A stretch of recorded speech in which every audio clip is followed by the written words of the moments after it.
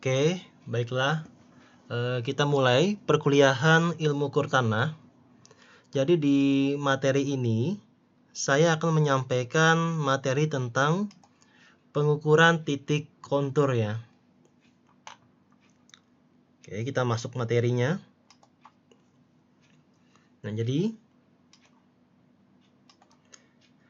hal penting dalam melakukan pemetaan adalah tersedianya informasi mengenai ketinggian suatu wilayah ya. Jadi kita sudah belajar yang namanya poligon tertutup, poligon terbuka, kemudian pengukuran detail situasi.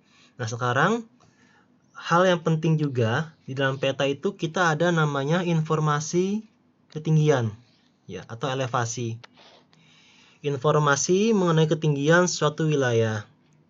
Nah, berarti kita menggabungkan yang namanya teori dari poligon tertutup ya, teori poligon ditambah dengan sifat datar ya.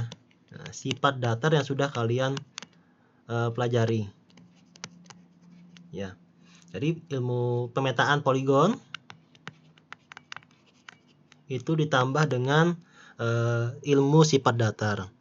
Poligon itu untuk mendapatkan kerangka peta, sedangkan ilmu sifat datarnya itu untuk mendapatkan ketinggiannya. Dimana nanti ketinggian ini akan dihubungkan yang berupa namanya garis kontur. Oke, kita baca. Dalam peta topografi, informasi tentang elevasi biasanya berupa garis kontur ya, yaitu garis yang menghubungkan titik-titik dengan ketinggian yang sama. Oke, jadi garis kontur adalah garis yang menghubungkan titik-titik dengan ketinggian sama. Dari mana kita dapat ketinggian titiknya itu? Dari yang kita gunakan sifat datar. Nah, ini ada contohnya ya, ini ada contoh kontur. Nah, di sini contoh garis kontur plus 95 ya. Misalkan yang di sini ini plus 95 ya. Ini plus 95, itu artinya garis kontur ini menghubungkan titik-titik yang mempunyai ketinggian yang sama sebesar plus 95 meter terhadap referensi titik tertentu. Jadi satu buah garis ini elevasinya pasti sama 95 meter. Kalau yang di sini dia elevasinya sama plus 80 meter. Ya. Kemudian di sini elevasinya berapa lagi? Jadi di garis ini elevasinya pasti sama. Tapi di sini dia akan semakin naik elevasinya. Ya, dari plus 80 sampai dengan plus 95. Bahkan di sini sekitar 100 sekian, ya. Nah, garis kontur tersebut dapat dibentuk dengan membuat proyeksi tegak garis-garis perpotongan mendatar dengan permukaan bumi ke bidang mendatar peta. Oke, jadi kita punya garis kontur seperti ini ya. Garis kontur ini kita tarik garis potong seperti ini. Ya. Kita tarik garis potong, maka dapatlah kita sectionnya ya. Dapatlah sectionnya. Misalkan di sini ya. Di sini kita plot seperti ini terus. Ya. Didapatlah nanti di sini titiknya adalah plus 80 ya. Kemudian jaraknya di sini berapa? Kita gambar.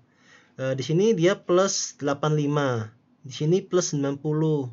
Plus 95 sampai dengan plus 100. Ya. Di sini berapa ketinggiannya? Nah, begitu seterusnya sampai ke bawah sini dia terus turun. Nah, jadi salah satu fungsi dari kita membuat peta kontur seperti ini ya, sehingga apa? Kalau kita potong, kita bisa mendapatkan bentuk profilnya ya. Kita bisa mendapatkan bentuk profilnya. Tapi yang perlu kalian ingat adalah garis kontur adalah garis yang menghubungkan titik-titik yang tingginya sama. Berarti kalau tingginya berbeda, pasti dia bukan di garis kontur yang sama, pasti garis kontur yang berbeda. Ya, contoh, ini plus 80, di sini plus 95, karena dia ketinggiannya beda, otomatis apa? Garisnya juga berbeda. Jadi dari sini sampai dengan sini ini memiliki ketinggian yang sama, elevasi yang sama. Semakin dia ke sini, ya, semakin dia ke sini akan semakin tinggi elevasinya. Itu tergantung lagi dengan notasi elevasi. Apakah dia plusnya semakin tinggi, apakah semakin turun. Oke. Kita lanjut. Nah, istilah dalam kontur itu ada dua buah istilah, yaitu interval sama indeks. Ya, ada interval kontur dan indeks kontur. Yang pertama, interval kontur. Jadi interval kontur merupakan jarak tegak, ya. Jarak tegak perbedaan elevasi antar dua garis kontur yang berdekatan. Pada penampilan peta di satu halaman, interval kontur ini dibuat sama besar nilainya antara satu kontur dengan kontur yang lain. Dalam hal penyajian, semakin besar skala, ya, maka informasi pada peta akan semakin banyak, sehingga interval kontur akan semakin kecil. Ya. Jadi namanya interval konturnya merupakan jarak tegak perbedaan elevasi. Ya. Jarak tegak itu berarti ini. Ya. Jarak tegak antara perbedaan elevasi. Nah, ini jarak tegaknya. Ya. Semakin dia skalanya besar, petanya otomatis nanti informasinya juga akan semakin banyak, ya, atau semakin detail. Nah, berarti apa? Interval kontur pasti akan semakin kecil, ya, atau semakin rapat. Nah, contoh pemakaian interval kontur dapat dilihat di tabel di bawah ini. Nah, berikut contoh interval kontur yang umum digunakan. Jadi, dia berdasarkan skala dan berdasarkan medan topografinya. Kalau skalanya lebih besar dari atau sama dengan 1:1000, untuk yang datar interval konturnya bisa segini, ya. Untuk yang bergelombang bisa seperti ini interval konturnya. Berbukit bisa seperti ini. Kalau skalanya semakin kecil, ya, semakin kecil dari atau sama dengan 1:10.000, maka dia seperti ini. Ya. Oke. Nah, ini diambil dari modul ilmu ukur tanah dari UNS, ya. Nanti bisa kalian pakai seperti ini atau mau pakai yang lain juga silahkan. Nah, sekarang yang kedua adalah indeks kontur, ya. Indeks kontur merupakan garis kontur dengan kelipatan tertentu. Misal tiap kelipatan 1 meter, 5 meter, 10 meter, dan seterusnya. Dalam penentuan indeks kontur dapat digunakan rumus sebagai berikut. Misalkan I atau indeksnya, ya, sama dengan 25 dibagi panjang 1 km di peta. Satuannya akan menjadi meter. Ya. Nah, misalkan kita akan membuat peta dengan skala 1:1000. Ya. Maka indeks konturnya, ya, yang ditampilkan dalam peta adalah 1 km pada peta, ya, sama dengan berarti adalah 1000 cm. Berarti 1 km dibagi 1000 cm sama dengan ini adalah 100.000 cm dibagi 1000 cm sama dengan 100. Nanti, ya. Maksudnya 1000 ini adalah yang ini. Ya, 1:1000. 1 kali di peta sama dengan 1000 kali di lapangan. Berarti 1:10.000. 1000, sorry. Sehingga ini disamakan satuannya, dibagi dapatlah 100. Maka indeksnya adalah 25 dibagi 100. Berarti 0,25 meter. Nah, sekarang begini. Sifat garis kontur, ya. Sifat garis kontur ada beberapa macam, diantaranya garis kontur itu saling melingkari satu sama lain, ya.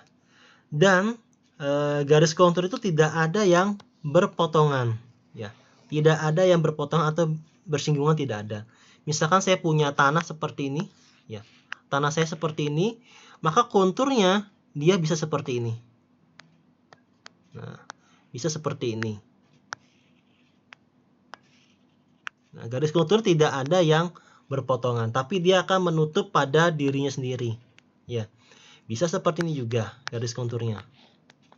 Misalkan seperti ini. Nah, bisa seperti ini juga. Nah, bisa seperti ini nanti. Dan seterusnya, ya. Bisa seperti itu. Yang jelas tidak ada yang berpotongan. Berpotongan itu contohnya seperti ini. Ya, ini petanya. Berpotongan itu seperti misalkan. Ya. Nah, seperti ini, misalnya seperti ini. Nah, di sini dia berpotong seperti ini. Nah, ini tidak boleh. Ya. Ini tidak boleh. Berpotongan sini tidak boleh. Karena apa? Ingat, garis kontur adalah garis yang menandakan ketinggian yang sama. misalkan dia di sini, berarti ketinggian ini dia sama semua. Iya, ketinggiannya sama. Di sini ketinggiannya adalah sekian. Kalau misalkan di sini ketinggiannya sekian, di sini ada berpotongan, nah di sini jadi bingung. Jadi di sini elevasinya berapa? Ya. Nah, itu tidak boleh. Dia harus menutup dirinya sendiri atau dia tidak berpotongan seperti ini. Ya. Nah, garis kontur yang lebih rapat ya pada daerah curam ya, daripada daerah yang lebih landai. Jadi garis kontur itu kalau dia rapat maka dia akan identik curam, tapi kalau dia misalkan dia renggang garis konturnya maka dia lebih landai. Ini contoh seperti ini ya. Di sini elevasi sama ya. Elevasi di sini ya. Ini sama yang ini sama, yaitu plus 64. Kemudian elevasi di di sini elevasinya adalah 67. Nah, ini adalah 67. Kemudian yang di sini elevasinya adalah 66 ya. Kemudian 65 sampai dengan 64. Nah, di sini tapi kalau kita lihat jarak ini dia renggang ya. Jaraknya renggang. Di sini dia jaraknya rapat. Nah, ingat kalau misalkan dia jaraknya lebih rapat, maka pasti dia lebih curam. Tapi kalau misalkan dia renggang jarak ininya, maka dia akan lebih landai. Nah, contoh seperti ini. Ada gambar seperti ini konturnya. Ya. Walaupun ini semua dia sama plus 8 ya. Di sepanjang ini dia plus 8, di sepanjang ini dia plus 9, di sini plus 7 ya. Plus 7. Tapi dia kalau kita potong di sini pasti lebih curam. Di sini dia pasti lebih landai. Karena apa? Jarak antar konturnya dia lebih besar. Ya, kalau di sini dia lebih rapat. Nah, salah satu sifat garis kontur, ingat dia tidak boleh berpotongan. Tapi kalau dia berhimpit seperti ini, ya, berhimpit itu boleh. Ya, berhimpit itu boleh, tapi dia berpotongan tidak boleh. Berhimpit itu berarti dia jarak antar konturnya sangat rapat sekali. Sehingga apa? Dia kalau kita potong penampangnya menjadi curam seperti ini. Ya. Kalau yang di sini dia lebih landai. Ya, lebih landai. Oke, kita lanjut lagi.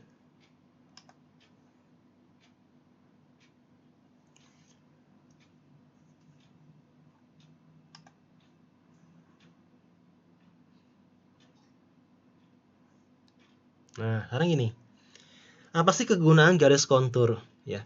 Selain menunjukkan bentuk ketinggian, ya, garis kontur juga dapat digunakan untuk membuat potongan memanjang atau long section. Yaitu contoh, kalau kita punya kontur seperti ini, ya, kita pengen potong dari titik A ke titik B, ya, kita potong seperti ini, kita akan mendapatkan bentuk profilnya seperti apa. Ya, bentuk profilnya seperti apa. Kalau kita sudah mendapatkan bentuk profilnya, nanti kita juga akan bisa mendapatkan luasnya dan volumenya. Ya. Kemudian kita juga bisa mendapatkan tingkat kemiringan suatu wilayah. Ya. Jadi di sini kemiringannya berapa? Ya. Di sini kemiringannya berapa? Nanti apa fungsinya? Fungsinya kalau kita pengen membuat jalur jalan, ya, kita akan membuat jalur jalan yang kita ambil rutenya lebih landai daripada yang curam. Nah, itu salah satu contohnya. Kita bisa melihat dari peta topografi, berarti untuk perencanaan jalan, jalurnya kita ambil yang landai. Nah, kemudian bisa juga sebagai bentuk luas, volume daerah genangan, ya. Itu juga boleh. Ya, jadi kalau kita ada bendungan seperti ini, kalau kita bisa lihat konturnya, maka aliran airnya dia bisa seperti ini. Ya. Aliran airnya. Atau kalau kita punya kontur seperti ini, ya, maka kita bisa membuat kira-kira rutenya, ya, rute jalannya, jalan rayanya seperti apa? Apakah dia lurus seperti ini? Apakah ambil di sini dan lain sebagainya? Ya, yang jelas kita bisa ambil dengan kelandaian tertentu. Jadi supaya tidak terlalu curam jalannya. Nah, kemudian membuat garis kontur. Dalam membuat kontur suatu wilayah, semakin besar derajat kerapatannya, ya, maka akan semakin teliti informasi yang dibutuhkan. Sehingga hasil yang didapatkan juga akan semakin akurat. Nah, informasi tentang titik detail tidak harus memiliki elevasi yang sama. namun dibidik dari lapangan mengikuti pola tertentu. Nah, pola-polanya ada pola kotak-kotak, ya, spot level namanya, ada pola profil atau kita sebut namanya grid, ya, ada pola radial, ya. Nah, sebenarnya yang sering kita gunakan adalah pola grid, ya, yang sering kita gunakan. Lebih gampang. Jadi, ini ilustrasinya, ya. Kita punya sebidang tanah seperti ini. Ini sudah kita dapatkan dari poligon tertutup, ya. Di sini titik patoknya. Kemudian kalau kita pengen mendapatkan kontur di dalamnya, maka kita bikin grid, ya. Kita bikin grid seperti ini. Kita bikin grid. Nah, kita bikin grid seperti ini. Di sini kita letakkan patok lagi, ya, patok bantu. Jadi di setiap pertemuan grid kita berikan patok bantu. Nah, kalau sudah seperti ini, kita ukur di sini elevasinya berapa, elevasi di sini berapa, elevasi di sini berapa, dan seterusnya. Semua patok kita ukur elevasinya. Kalau sudah dapat elevasinya, baru nanti kita namanya interpolasi kontur, ya. Interpolasi kontur. Nah, di sini dikatakan bahwa semakin besar derajat kerapatannya, maka akan semakin teliti. Artinya apa? Untuk memasang jarak patok ini kan terserah kita. Semakin renggang, ya otomatis semakin tidak akurat hasilnya. Tapi semakin cepat selesainya. Tapi kalau kita semakin rapat jaraknya, ya, maka akan semakin teliti. Tetapi durasi kita untuk mengukur juga akan semakin panjang. Ya, itu tergantung kalian, apakah kalian pengen teliti banget atau misalkan tidak terlalu teliti. Oke. Dalam batas ketelitian teknis tertentu, kerapatan titik detail ditentukan oleh skala peta dan ketelitian atau interval kontur yang diinginkan. Ya.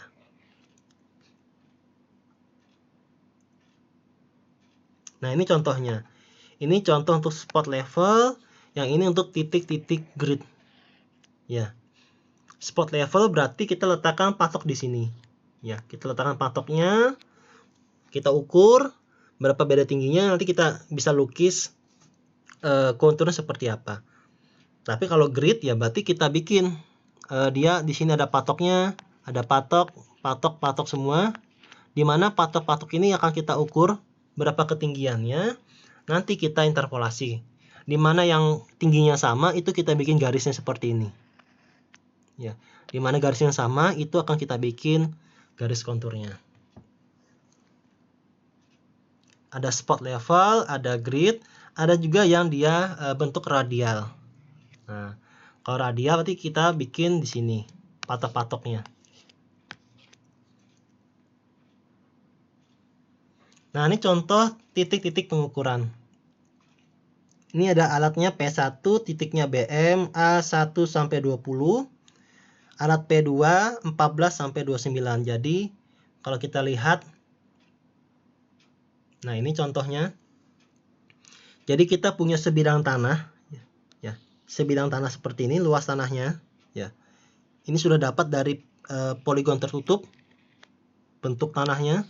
Kemudian kita pengen dapat konturnya seperti apa di dalam sini, ya. Konturnya seperti apa di dalam sini. Berarti kita bikin grid, ya. Kita bikin grid dengan cara kita bagi per setiap 1000. Misalkan per setiap 1000, ini bebas angkanya, ya, setiap 1000. Nah, kemudian kita pasang patok di sini. Kita pasang patok A, patok 1, patok 2, 3, 4, dan seterusnya.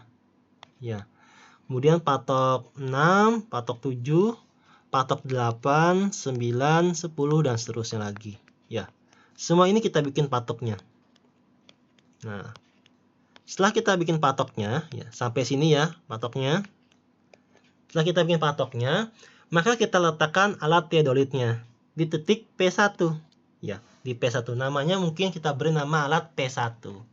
Nah, P1 ini kita tembak terlebih dahulu titik BM, ya, sebagai titik ikat awal. Sehingga apa? Elevasi di BM berapa, berarti elevasi di A nanti kita dapat juga berapa. Kita tembak BM, kemudian tembak patok A, tembak patok 1, tembak patok 2, tembak patok 3, 4, 6, 7, 8, 15, 14, dan 13. Jadi tembak saja patok yang kemungkinan bisa kita lihat dengan jelas. Ya. Kalau misalkan butuh satu saja titik di sini, kita pasang itu bisa nembak semua arah, ya silahkan, tidak masalah. Tapi kalau misalkan kesulitan, kita bagi menjadi ada 3 titik alat. 1, 2, 3. Ya. Jadi P1 ini akan menembak patok BM, patok A sampai dengan patok 20. Alat di titik 2, dia menembak 14 sampai dengan 29. Nah, cuma yang kalian perlu perhatikan di sini adalah saat P1 sudah selesai, kita pindah ke P2. Nah, di sini P2 ini tetap harus menembak ke patok 14. Ya. Walaupun patok 14 sudah ditembak oleh si P1, P2 juga harus tetap menembak ke 14 supaya nanti ini sebagai titik ikatnya. Ya. Kalau misalkan kalian tidak ukur, nanti untuk melingkan atau menghubungkan beda tinggi dari sini, ya, ke sini itu susah, ya, karena datanya kan tidak punya.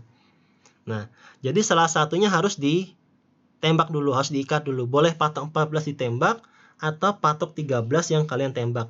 Jadi tembak ke 13, baru tembak ke 20, C, 21, 22, dan seterusnya. Jadi salah satu harus ditembak dulu. Misalkan sudah nih, patok 23 kita tembak di sini.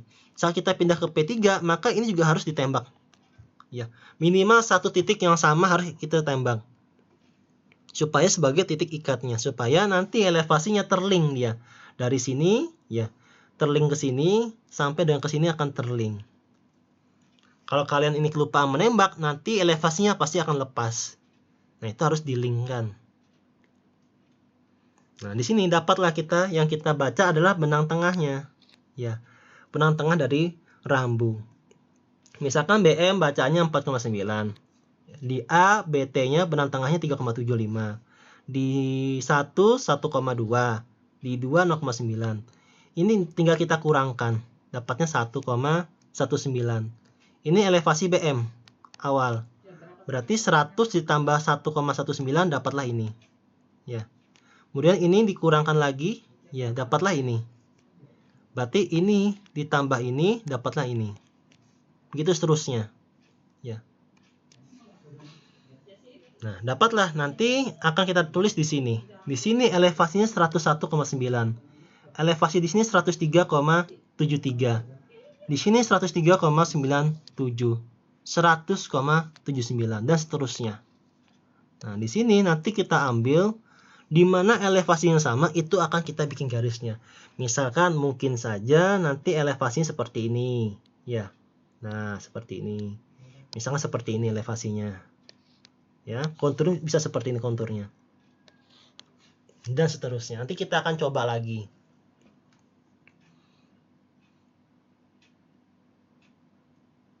Nah, sekarang interpolasi garis kontur. Pada pengukuran garis kontur, umumnya titik-titik detail itu pada ketinggian yang sembarang, ya, atau tidak sama. Bila titik-titik detail yang diperoleh belum mewujudkan titik-titik dengan ketinggian yang sama, ya, maka perlu dilakukan interpolasi linier. Jadi, titik-titik detail itu artinya yang patok A, patok 1, patok 2, 3, dan seterusnya. Itu namanya titik-titik detail. Misalkan patok A, patok 6, 7 itu tidak ada yang sama angkanya, berarti harus kita interpolasi supaya mendapatkan hasil yang sama. Titik ini pasti elevasinya sembarang, ya. Elevasinya pasti acak dia elevasinya. Ya, sembarang. Tidak sama. Maka perlu dilakukan interpolasi linier untuk mendapatkan titik-titik yang sama tinggi. Cara interpolasinya bisa menggunakan taksiran, bisa menggunakan hitungan ataupun grafis. Nah, aturannya apa? Aturannya, garis kontur tidak pernah berpotongan. Perbedaan ketinggian antara garis kontur harus konstan. Garis kontur selalu membentuk bidang yang tertutup. Oke ya. Jarak antara garis kontur memberikan gambaran tentang kelandaian daerah yang digambarkan. Semakin rapat, ya, atau semakin dekat jarak antar garis konturnya, maka akan semakin terjal atau curam. Jika dia semakin renggang, ya, maka akan semakin landai. Garis kontur berupa lingkaran tertutup dengan pusat yang sama dan semakin tinggi ke arah pusatnya menggambar sebuah bukit. Ya. Garis kontur berupa lingkaran tertutup dengan pusat yang sama dan semakin rendah ke arah pusatnya maka akan menggambarkan sebuah lubang, ya, atau lembah. Garis kontur tidak pernah bercabang. Oke, jadi garis kontur misalkan kita punya seperti ini petanya. Intinya dia tidak boleh berpotongan, ya. Tidak boleh berpotongan, harus menutup, ya, harus menutup dan jangan bercabang. Misalkan kita punya garis seperti ini, garis konturnya, ya kan, seperti ini. Di sini tidak ada yang berpotongan, tapi pas di sini, ya, dia ada bercabang. Nah, ini tidak boleh, ya. Di sini tidak boleh. Artinya dia tidak boleh bercabang garis konturnya, harus tunggal dan harus menutup. Nah, kita coba ya. Kita coba misalkan di sini ada patok 1. Ya. Ada patok 2. Ya, 1 patok 2. Di sini sudah kita ukur. Ternyata ketinggiannya adalah 673,4 dan di sini ketinggiannya adalah 696,2 meter. Nah, di sini akan kita lakukan interpolasi garis kontur. Di mana kita gunakan jarak konturnya 5 meter. Jadi di sini akan kita bikin garis interpolasinya. Nah, berarti apa? Kita ambil batas bawahnya adalah 673. Batas atasnya adalah 696. Di mana kita ambil jarak kontur 5 meter. Berarti kita ambil 675, 680, 685 sampai 695. Di mana titik-titik ini pasti ada di dalam sini. Pasti di antara sini ada titik-titiknya. Nah, pertama apa? Jarak petanya misalnya kita ukur ini dari sini, ya, ada 10 cm. Nah, berarti beda ketinggiannya adalah sekian, 22,8. Nah, kalau kita ingin menggambarnya, berarti adalah untuk mendapatkan 675, di mana posisinya adalah 675 dikurang 673,4 dibagi tadi perbedaan elevasi tingginya dikali dengan 10 cm. Berarti posisinya di sini. Ya. Yang 680 berarti 680 dikurang 673,4 dibagi ini kali ini dapat di sini. Ya. Dan gitu seterusnya sampai seperti ini 0,7, ya. 2,9 dan seterusnya sampai kita akan mendapatkan titik-titik baru. Nah, berarti dapat nih titik di sini berarti elevasinya 675, di sini 680, 685, 690, 695. Ya, itu cara menggambar membuat interpolasi garis konturnya. Nanti tergantung apakah kalian setiap 5 meter atau setiap 2 meter atau setiap berapa. Itu tergantung dari keinginan kita. Semakin rapat otomatis juga akan semakin akurat hasilnya. Nah, dapatlah titik-titiknya seperti ini. Nah, ini contoh. Kita punya poligon tertutup seperti ini. Ya. Poligon tertutup, tanah kita seperti ini. Kemudian kita pengen tahu konturnya bagaimana di tengah-tengah sini bagaimana konturnya. Nah, pertama-tama apa? Kita gunakan tadi garis grid, ya. Berarti kita gambar garis grid di sini. Kita gambar garis gridnya seperti ini, kita gambar. Ya. Di lapangan juga sama, berarti kita gambar dan kita pasang patoknya, ya. Kita pasang patok-patoknya di sini sebagai patok bantu. Kemudian kita pasang juga nanti teodolit, bebas teodolit di mana saja terserah. Ya. Misalkan teodolit di sini kita pasang. Ya. Kita pasang di sini. Misalkan kita cari titik BM di mana saja misalkan terserah atau kita langsung ambil di sini. Kita tembak di sini berapa?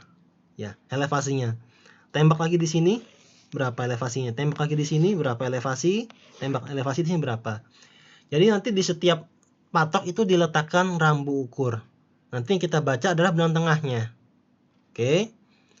Sehingga apa? Didapatlah misalkan di contoh soal di sini elevasinya 436. Di sini 443, 434, 427.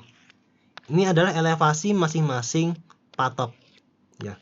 Elevasi masing-masing patok. Yang di sini kita nggak tahu berapa. Ya. Nah, sekarang apa? Nah, kita kan menggunakan interval kontur 5 meter. Oke ya. Jadi tadi sudah di sini selesai. Berarti kita langsung masuk ke perhitungan. Ya. Intinya pengukuran di lapangan itu mendapatkan elevasi-elevasi ini. Nah, kalau sudah baru kita interpolasi dengan jaraknya masing-masing 5 meter. Nah, di sini batasnya adalah 436, 443, berarti dia naik elevasinya. Nah, di sini kalau saya tulis interval 5 meter, berarti yang masuk adalah 440 angkanya. Oke ya. Karena apa? Kalau saya tulis 435, berarti dia nggak masuk di sini angkanya. 435 tidak masuk, 440 masuk di antara sini, 445 dia tidak masuk di antara sini. Berarti hanya satu garis bantu, yaitu 440. Nah, sudah. Sekarang lanjut ke sini. Dari sini sampai dengan sini. Ada 443, ada 434. Berarti dia turun. Ya, berarti dia turun elevasinya. Nah, di sini dengan interval 5 meter berarti 440 masuk dia di sini. Ya. 440 masuk, 435 juga masuk di sini. 430 dia tidak masuk karena apa? Batas atasnya ini, batas bawahnya ini.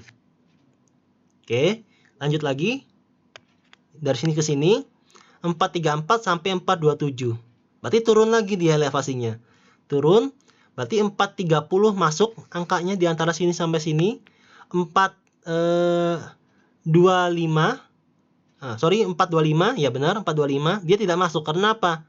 425 di luar garis ini. Ya, ini 434 sampai 427. 425 berarti di kanannya. Nah, berarti 425 di sini. Ini ada 427, 418, berarti 425 masuk, 420 masuk. Ya, seperti itu. Nah, cara menentukan titiknya tadi, di mana titik-titik ini, itu bisa kalian gunakan skala jarak kayak tadi ini ya. Nah, bisa gunakan seperti ini.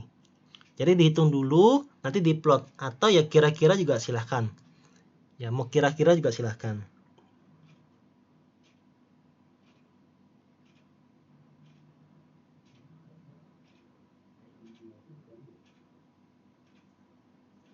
Oke. Kalau yang di atas sudah selesai, sekarang lanjut ke bawahnya. Di bawahnya juga kita bikin 443, ya kan? 437. Berarti yang masuk angkanya adalah 440. 445 dia tidak masuk. Ya, karena dia di atas ini 445. Ya. Sedangkan 435 dia di bawah sini. Ya. Dia tidak masuk. Yang masuk adalah 440 karena di antara 443 sampai 437. Kemudian yang di sini juga sama. Yang masuk angkanya adalah 430 saja. 434 ke 427 berarti turun. Berarti hanya ada 430, sudah nggak bisa lagi. Ya. Kemudian 427 sama 417 berarti 425 masuk di sini. 420 juga masuk. 415 dia nggak masuk karena apa? Batasnya 417. Nah, begitu seterusnya. Ya. Sampai didapat seperti ini. Nah, didapat semua sampai seperti ini.